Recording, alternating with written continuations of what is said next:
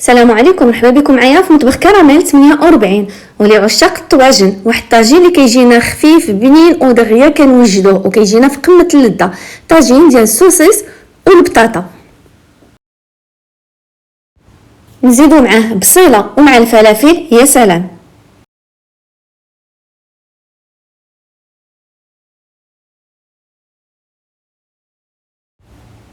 في هاد الطاجين غادي نحتاجو واحد 2 معالق كبار ديال الزيت الروميه، ومن الاحسن ما تكثروش الزيت حيت السوسيس كيطلق ليدام ديالو. واحد البصيله اللي قطعتها جنيوحات، بصيله كبيره كما راكم تشوفوا فيها، وواحد 2 مطيشات اللي قطعتها مكعبات صغار محيده منها القشره.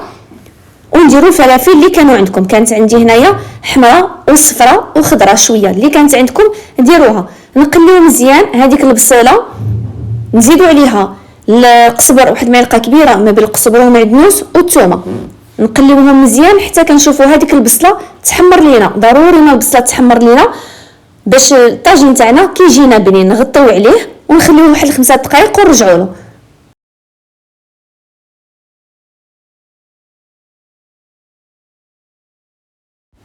فقط من بعد 5 دقائق نحيدوا هذيك المخطه وكنخليو هذيك البصله كتشرب داك الماء ديالها ونخليوها حتى كتعلك.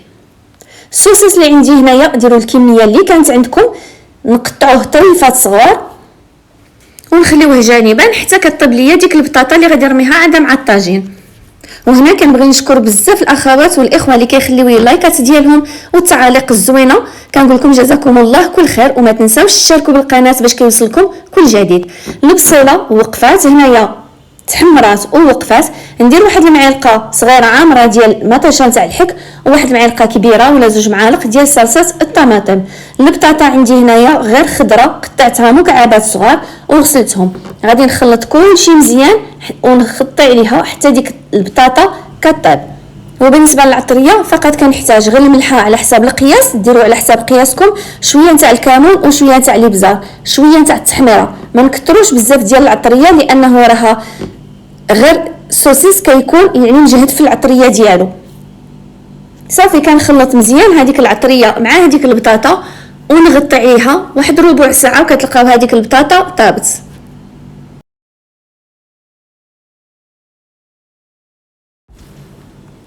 صدقوني هاد الطاجين راه دغيا كنوجدوه مع ديك البصيله وهذوك الفلافل اللي كنديروهم لهم.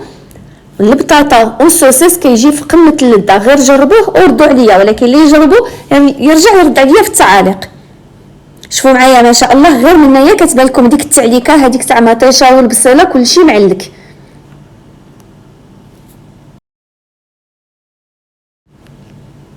من بعد ما كطيب لينا هذيك البطاطا نص تاع الطياب، كنشدوا هذاك السوسيس وكنديروه من الفوق، يعني باش كتكمل الطياب ديالها مع البطاطا.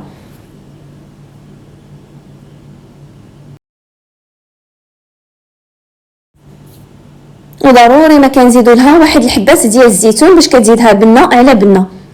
نغطي على كل شيء ونخليوه كيطيب وبلا ما. هاد الطاجين ما كنديرولوش نهائيا الماء. من بعد غير واحد شويه غادي تلقاو غير داك السوسيس وديك البطاطا بوحدهم طالقين الماء كما كتشوفوا هنايا. ديك المريقه ديالهم كتجينا خاطره بنينه ولذيذه.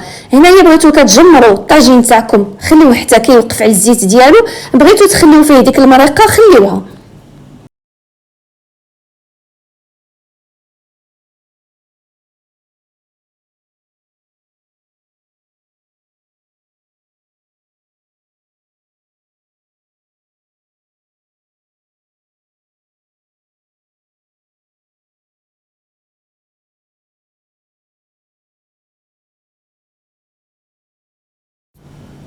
من بعد ما خليت هذاك الطاجين يتجمر غير واحد شي شويه، هذا هو الشكل النهائي نتاع الطاجين تاعنا. كنقدموا لكم بالصحه وراحه مع واحد رشيشه ديال المعدنوس اللي هي ضروريه كتعطينا ديك الخضوريه من فوق، كيجي زوين بها.